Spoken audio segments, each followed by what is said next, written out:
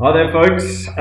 Thrilled to be speaking on this month's topic with Change School, being identity, celebrating uniqueness.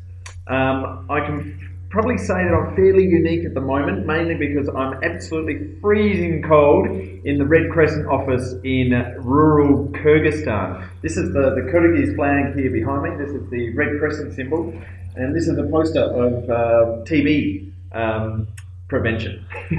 Anyway, I certainly didn't grow up in rural Kyrgyzstan freezing in a cold room. I'm not even really a third culture kid. I very much grew up in Australia, as you can tell by my lovely accent. And I grew up in a very normal sort of atmosphere. So what the hell am I doing in a freezing cold room in Kyrgyzstan at the Red Crescent office in Jalalabad in southwestern Kyrgyzstan, for those who maybe care or don't. Anyway, so what am I here? How did I end up in this amazing country doing some interesting things around TB and health promotion, these kinds of things? Well, I grew up in Australia, but then somehow I had this itch that I wanted to scratch, which was traveling. And I went to Japan and lived in Japan, worked in a bakery for no apparent reason, but just tried to do something different and take on an experience, and knew that I wanted to go to different places and meet different people, but never expected to become a third cultured person in later life, let alone during the time that I was there, during my childhood, which I missed out on. But for me, creating my identity was a very hard thing to do after having had this first cultured upbringing. You know, I was Australian, I love cricket, I love football, having barbecues with my mates, all these sorts of things. So for me to have gone from that first culture, or one culture, singular culture, to then to many different countries and cultures, and to take that on, was a really tough transition for me. I really struggled with knowing who I am and what I was meant to do, and I had this side of me that was still, you know, a bogan Australian who loved sport and barbecues, and then having all these new cultures that I was learning from. So in the end, I had to be comfortable with being different from the people that I grew up with. And so sometimes for me, the hardest things I used to have was back in my own country and my own culture, and trying to fit back in there, because I was a very different person from the person that I was when I was growing up. And so it took me a long time, and it took a thick skin to just be happy with who I am, and knowing that I didn't fit exactly back into my own culture or necessarily any other culture, because I still had this, you know, Australianness about me that I can't shake, even if I tried. Often I want to, but that doesn't happen. And so it is an identity crisis.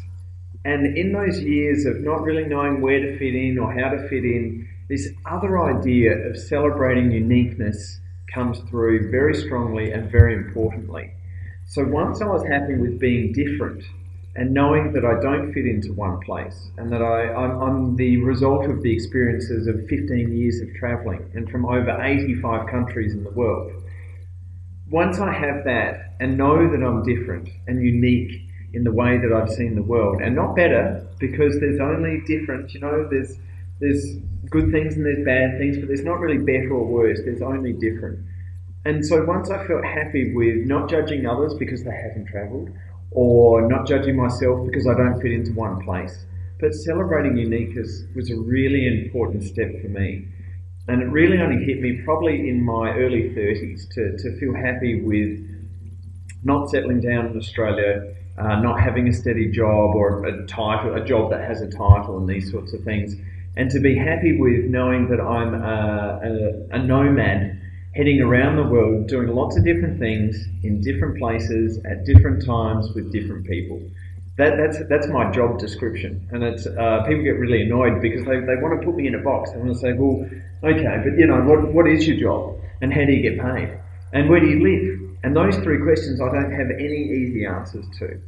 I mean, my job, I do lots of different things. I work with UNICEF sometimes, I have my own creations, I give presentations, I created a thing called Teaspoons of Change, and I really, you know, hone that in on schools in Southeast Asia, where I wish I was right now, where it's a bit warmer. And then other times I'll do, different things. I'll go for a long walk and do some advocacy. I'll do political engagement and speak to politicians about the end of extreme poverty. And so my job is, really the way that I define my job is to end extreme poverty. And then however I do that is a bunch of different ways, but that is my job, that is my mission, that's what I love doing. That's why I enjoy waking up in the morning. That's why I don't hate Mondays. Where do I live? I don't know. I have no idea where I live. I'm in Kyrgyzstan this month, I'll be in Georgia next week, I'll then be in the Middle East for a month, and I don't care, and that's the thing. I don't know where I'm from, and it doesn't worry me at all. My friends, my family, they live in Australia. I love to go back, and I have a tiny house, a self-sufficient tiny house there called Happy Simply, where it's got solar and water capture. Anyway, that's another story, but I have two tiny houses, one in New Zealand, which is a place that I love to be when I have the opportunity. I have one in Australia when I go back and visit family and friends. And then my home is just always wherever I'm meeting people and engaging with them on these very human topics of being an active and effective global citizen, of learning from them, hearing their slice of life from the place that they live in, so that I can learn. And when I look at a map, I love looking at maps. I look at the map, for places that I want to go, but a map really speaks to me because I look at that country and I know, well, I've interacted with someone from there, and I know what it feels like in that place, and I know some of the food they have, and this great experience happened because I met this person, and then this happened, etc. So the way that I look at my life and celebrate my uniqueness is that I feel extremely rich. Now, I'm not extremely wealthy, and nor would I ever want to be, but I feel extremely rich in experiences, in understanding simplicity and yearning for it, in being very content very easily, being rich with compassion and diversity, having learned so much from different people in different cultures, living in different ways. And so this sort of richness to me is really important to who I am, and that's what makes me unique. And it's not that I have to be special, because I always say that we're all just as important as each other and insignificant as each other as well. Because not everyone needs to be fantastic and wonderful and unique. We're already unique, and we don't have to be this amazing person in the world who does all of these things. We can just be us.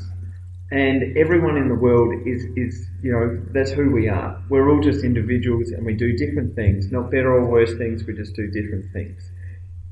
And so I have this lovely outlook on life. I mean, I can only be positive and optimistic about life and the future because I've received generosity, hospitality and kindness from every kind of culture and place in the world, regardless of race or religion, regardless of class or culture.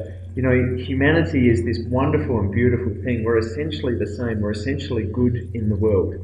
And I think for me to have been able to skim across the world and see so many places and to have this overarching experience or outlook in the world, I think is very unique, and it's very wonderful. I meet a lot of people who don't quite have that same outlook on life because they watch a lot of bad stuff on the television, or they read the newspapers which essentially are telling them the world's getting worse, not better.